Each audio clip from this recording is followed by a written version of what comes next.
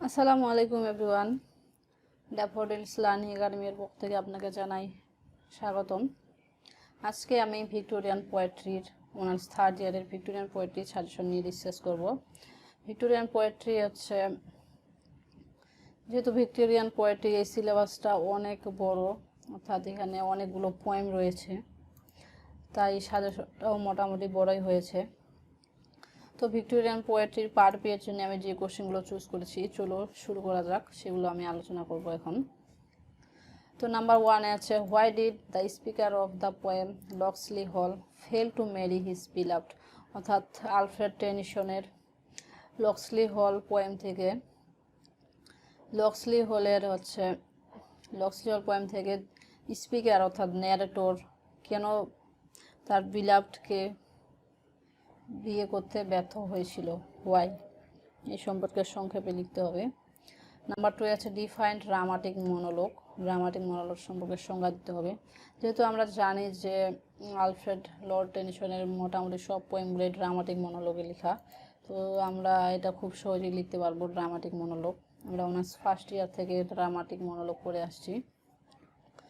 Number 3-তে আছে, how does Tennyson satirize the Victorian age in Locksley Hall. Number 4-এ আছে, what is the effect of the lotus of the sailors. Why is ennui in a sad mood, অর্থাৎ ennui পোয়েমে ইনুনি কেন sad মুডে ছিল, সেই সম্পর্কে লিখতে হবে। নাম্বার 6 আছে, how does the poem ennui depict the distinction of an ideal society through sensuality, hypocrisy of Tennyson's time. Number 7, why does Andrea consider himself a failure as an artist? অর্থাৎ Andrea del Sarto পোয়েমে Andrea কেন নিজেকে একজন failure artist মনে করেন। What philosophy of life do you find in Andrea del Sarto. Number 9-এ আছে, write what you know about Fra লিপোলিপির আর্লি লাইফ। নাম্বার 10-এ আছে, examine the nature of Browning's optimism in the last ride together. Number 11-এ আছে, write a short note on the character of Duke.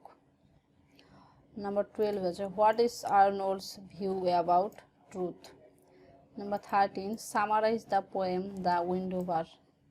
Number 14, the poem Spring and Fall is more about spirituality than nature. Discuss.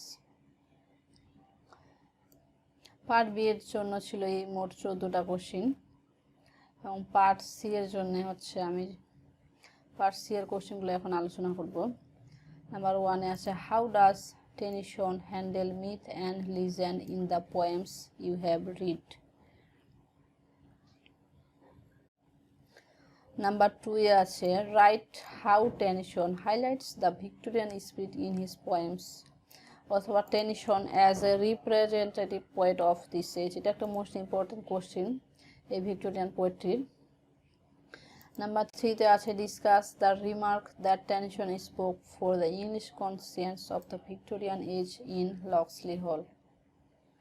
Number 4-এ আছে, evaluate Robert Browning as a writer of dramatic monologue.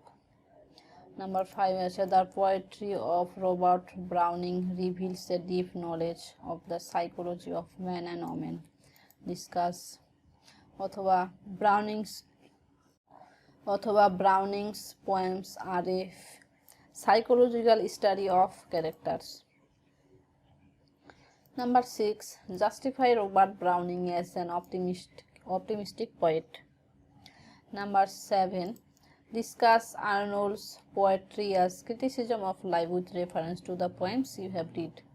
অথবা এই কোশ্চেনটা এইভাবে হতে পারে, discuss Arnold's poetry as criticism of life with reference to Thyresis and Doberbridge. অর্থাৎ Thyrsis এবং ডোবারব্রিজ এই পোয়েম মেনশন করে এই কোশ্চেনটার আনসার করতে হবে। Number 8, discuss the scholar gipsy as a pastoral elegy. The scholar gipsy এই পোয়েমটা মূলত একটা পাস্টোরাল ইলিজি, এই সম্পর্কে বিস্তারিত বর্ণনা করতে হবে। Number 9, write a critical appreciation of the poem Dover Bridge. Number 10, critically analyze Felix Randal as a sonnet. Number 11.